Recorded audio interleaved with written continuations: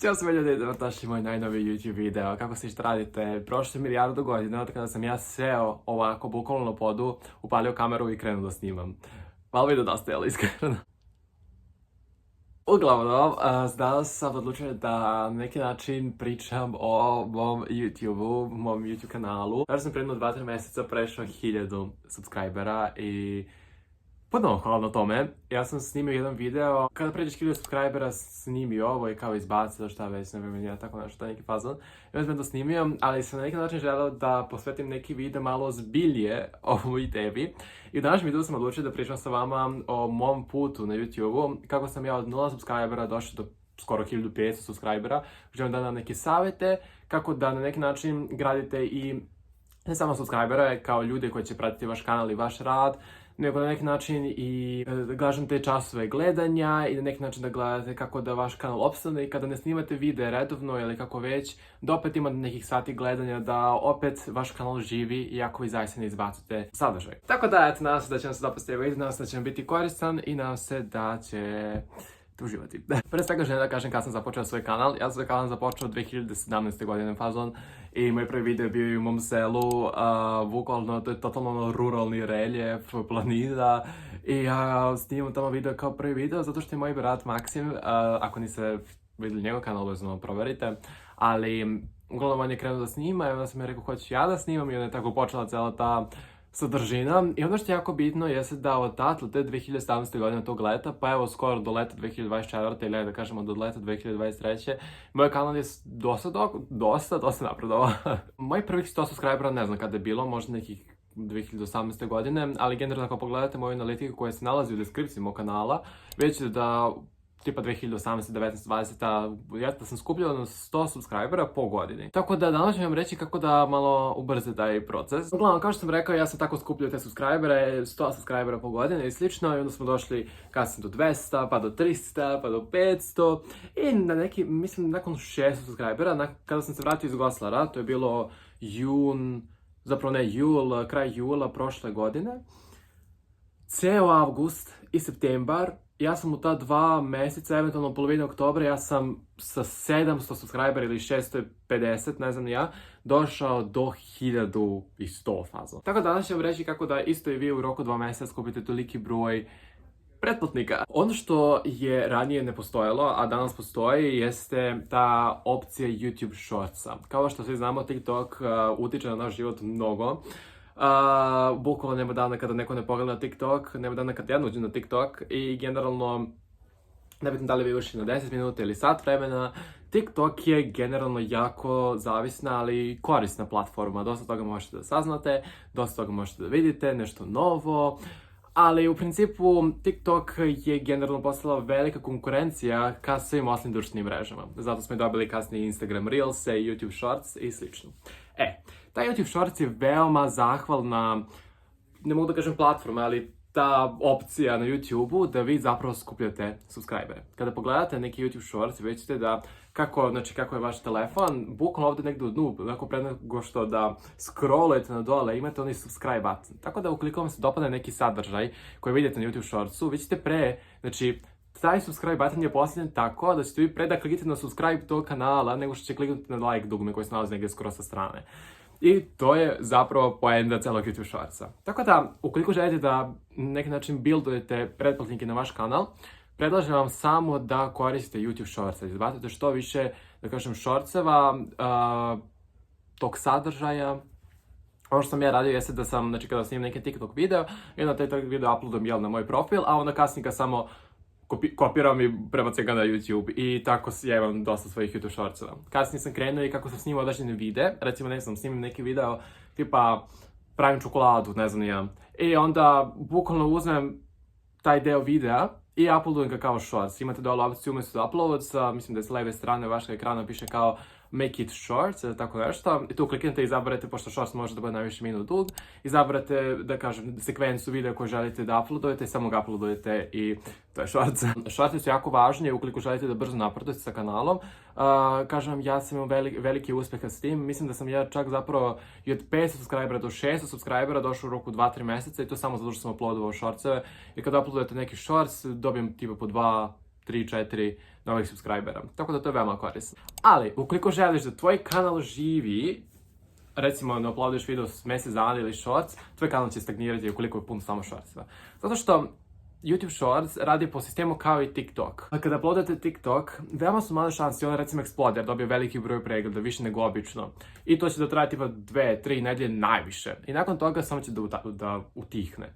Dok recimo na YouTube-u, ja sam recimo izbacio jedan tutorial na YouTube-u, to je kao pravi video na Shorts, predno 2-3-4 godine, kako napraviti olovku za telefon. Ja i dan danas imam ljude koji mi pišu da im to radi, znači komentarišu taj video, lajkuju ga taj video, mislim da dobije najviše pregleda od svih videa koje ja izbacujem u posljednjih godinu dana, a video je staro fazno iz 2019.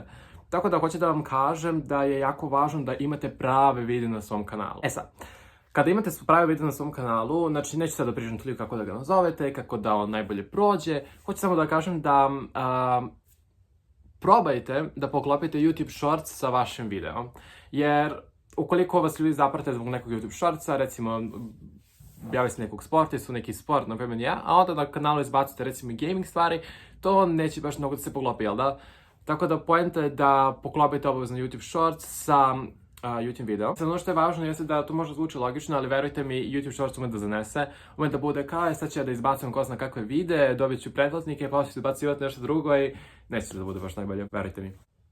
Tako da to je moj savjet kada je reč o pretplatnicima i kao što sam rekao, YouTube i videi su jako važni da ožive kanal. Recimo ja imam dosta perioda kada ne snimam ništa, kada ne stignem u školi, jednostavno nemam motivaciju i onda tipa moj kanal ne dobije nikakav novi video za tipa mjesec dana, ali moj kanal još uvijek živi. Moj kanal još uvijek dobije preglede i pretplatnike, baš zato što imam dosta, da kažem, YouTube videa. I sada, dolazimo do sljedeće važne teme, kako da ti kanal preživi ukoliko ništa ne izbacuješ, a to je da imaš osnovnu bazu klipova. Kao što sam rekao, znači shortsevi su tu da nam donesu pretplatnike. Shortsi su tu da pokažemo naš sadržaj što većem broju ljudi, pa će neki da se odluče da se subscribe na taj kanal. Tako da fora je da imate tu neku bazu videa. Mislim da baza videa nekih 50 do 100 videa, ali u principu probajte da napravite minimum 50 videa, da to budu baš sadržajni videa, da ne budu baš prekratki, da budu oko, ne znam, 2, 5, 10 minuta najviše, na primjer ja, zavisi čime se bavite i koliko volite da snimate, ali kažem vam, imajte tu određenu bazu. Recimo, moj kanal ima oko 200 klipova, videoklipova bez shortsa, mislim. I mislim da je to savršena baza za upravo periode stagnacije kada ništa ne izbacujem, jer onda osoba koja se pretplatila može da gleda dalje sadržaj i opet da, ne unsubscribe. Moram da mislim šta još da vam kažem. Tako da ljudi, to je otprilike to što sam da vam kažem, kako da očuvate vaš kanal, kako da ga izgradite, ali ono što želim da kažem jeste da vam pokažem kako je moj zapravo kanal tako izgrađen. Znači, za 2 mjeseca sam izbacio te shortseve i zahvaljujući klipima koje sam isto imao, ja sam, da kažem, podigao kanal, odnosno kanal je dosta dobio pažnju za tih 2-3 mjeseca. Koji je to video dobio toliko pažnju? To je dobro pitanje. Pa, ni manje ni više nego čokolada. Znači, mi smo u Beogradu bili tipa pre Goslara, ja sam taj video, odnosno taj shorts izbacio mnogo kasnije nakon Goslara, znači u avgustu.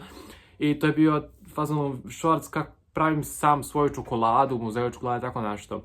Taj shorts ima preko 200.000 pregleda. Taj shorts je meni doneo toliko subscribera, znači, kažem vam, 500-600 subscribera, na primjer, ja možda i 1000, ne, nije 1000, malo manje. Ali u principu dosta toga i on je zapravo taj koji je podigao zapravo gledanost mog kanala. Ne samo gledanost u smislu gledanost tog shortsa, nego da ljudi kada pogledaju taj shorts i nebitno da li ne žele da se subscribe ili ne, da jednostavno žele da uđu na kanal, da vide šta taj kanal još nudi. Tako da, osim toga, kažem vam, imao sam dosta i videa, ja sam iz Goslara, tipa, tamo sam snimio možda 8 do 10 videa koje sam konstantno izbacivao. I tu sam dovezem na posljednju stvar koju želim da kažem za vaš kanal, a to je da ukoliko imate gomilu videa, snimite veoma veliki broj videa, imate slobodno vreme ili imate motivaciju, snimite tipa 5 videa, onih pravih, znači video od po 5 minuta recimo. Nemojte da ih izbacujete odjednom, niti nemojte da ih izbacujete, da kažem, svakog dana. To je moj savjet. Zato što ukoliko znate da nakon toga nećete više da snimate, odnosno da ćete snimati recimo za 2 nedelje možda, probajte da nekako napravite balans između toga kada ćete izbacivati videa, između ostalog kada ćete sljedeći put snimati. Da biste upravo napravili tu distancu, da ne bi bilo te stagnacije. Da ne bude recimo izbacujem svakog dana po jedan video i onda izbacim sljedeći video za 2-3 nedelje, za mjesec dana. Ne znam, ja sam uvijek za to da pravim neki balans, da ukoliko se snimim recimo 3 videa, znam da ću snimati sljedeći put za mjesec dana, da nekako izbalansiram da je na svakih recimo 10 dana izbacujem po jedan video. Tako da moj kanal na neki način ima neki kontinuiranost, neki kontinuitet, jel? Mislim da je to jako važno zato što zbog YouTube algoritma, kako on predlaže vaše videa i slično, tako da... to je čist mali savjet. Ali da, to je to ljudi što se tiče ovog videa, želeo sam ne znam da li je ovo bilo ukratko ili nije, ali eto želeo sam da podelim neke svoje savjete, neka svoje iskustva, da podelim sa vama moje YouTube putovanje. Hvala vam svima koji ste na tom putovanju sa mnom, to mi dosta znači i ja ću se potruditi da ove godine što više izbacujem sadržaja i materijala, vidjet ćemo kako će to ići. Ali nadam se da hoće. Ako ništa drugo, bit će makar shortseva, kao što sam rekala, zbog TikToka, jer će sigurno biti neki shortseva, nemam pojma nije. Mislim, uvijek je lakše imati shorts nego video, jel? Ali potrudit ću se da što bude više videa. To je to, hvala na gledanju i hvala mi još jednom na 1000 subscribera. To mi mnogo znači. I hvala vam što ste deo toga. Vidimo se u sljedećem videu. Ćao!